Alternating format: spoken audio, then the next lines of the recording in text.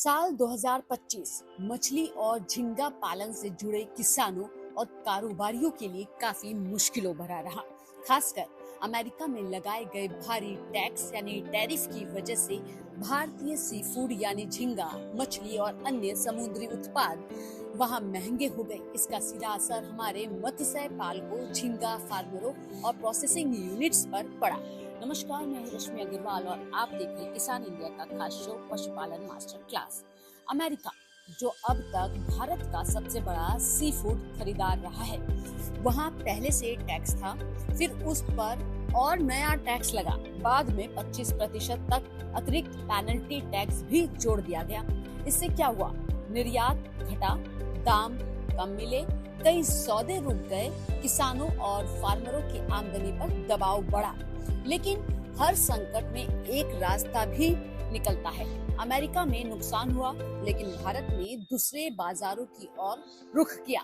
Europe में भारतीय sea food की मांग करीब 39% बढ़ी, चीन में लगभग 20%, वियतनाम और रूस जैसे देशों में भी धीरे धीरे बाजार खुला। इसका फायदा यह हुआ कि अप्रैल से अक्टूबर 2025 के बीच अमेरिका में गिरावट के बावजूद भारत का कुल सी फूड निर्यात करीब 16% बढ़ गया। यह दिखाता है कि हमारे मत्स्य पालक, झींगा किसान और निर्यातक अब सिर्फ एक देश पर निर्भर नहीं रहना चाहते। पशुपालन और मत्स्य पालन से क्या सीख? जिस तरह डेयरी किसान सिर्फ एक कंपनी पर निर्भर नहीं रहते, पशुपालक दूध, दही, घी जैसे वैल्यू एडेड प्रोडक्ट बनाते हैं, उसी तरह मछली झींगा पालन में भी नए बाजार, बेहतर प्रोसेसिंग, क्वालिटी सुधार और सीधे एक्सपोर्ट मॉडल पर ध्यान देना जरूरी हो गया है। 2026 में क्या असर पड़ सकता है? 2026 में अमेरिका में भारत की हिस्सेदारी फिर 40% से ऊपर रहने की उम्मीद। यूरोप और ब्रिटेन के साथ नए व्यापार समझौते हो सकते हैं।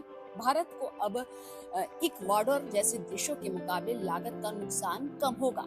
मछली और झींगा पालन से जुड़े किसानों को बेहतर दाम, ज्यादा स्थिर मांग और नए एक्सपोर्ट मौके मिल सकते हैं।